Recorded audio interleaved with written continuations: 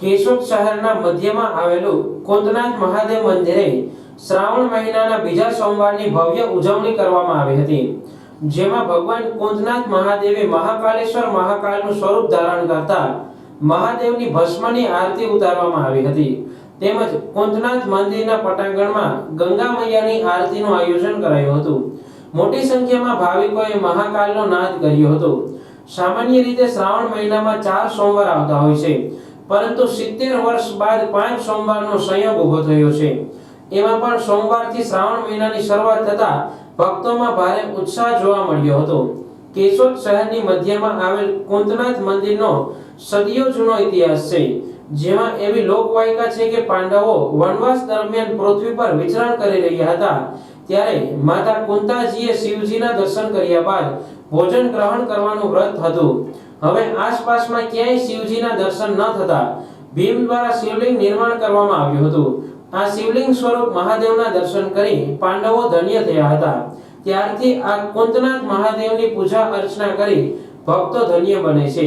જય કુંતનાથ મહાદેવ. મારું નામ કૌશલ ભટ્ટ છે. હું અહીંયા વર્ષોથી આ કુંતનાથ બાપાના સાનિધ્યમાં પૂજા કરું છું, ભક્તિ કરું છું. આજે આપણે શ્રાવણ મહિનાની શરૂઆત થઈ અને બીજો સોમવાર છે તો મહાકાલેશ્વર ઉજ્જૈનના આપણે દર્શન કર્યા. મહાકાલેશ્વર આપણે યાદ આવી જાય એવી ભસ્મ આરતી અને શણગાર અને ગંગાજીની આરતી બહુ જબરદસ્ત થઈ.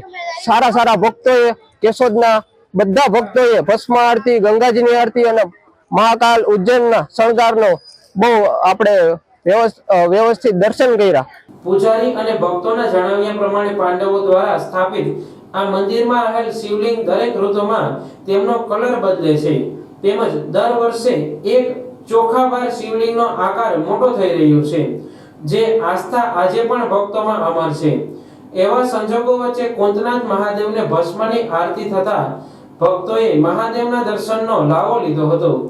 આ પ્રસંગે ધારાસભ્ય દેવાભાઈ માલમ, પાલિકા પ્રમુખ મેહુલભાઈ ગોંડલિયા, શહેર ભાજપ પ્રમુખ પ્રવીણભાઈ ભાલારા સહિત મોટી સંખ્યામાં શહેરીજનોએ મહાદેવની ભસ્મ આરતીના દર્શનનો લાવો લીધો હતો. આ પવિત્ર તહેવાર નિમિત્તે મંદિરના રાજુભાઈ સહિત પૂજારી પરિવારે સૌ કોઈને શુભકામના પાઠવી હતી.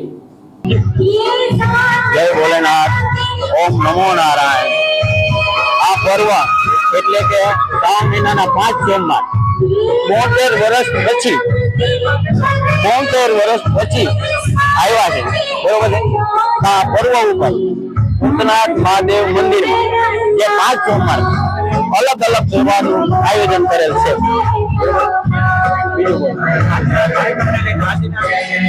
આજના દિવસે એટલે કે શ્રાવણ મહિનાના બીજા સોમવારે મહાકાલેશ્વરનો શણગાર કરેલો છે અને ભસ્મ આરતી કરેલી.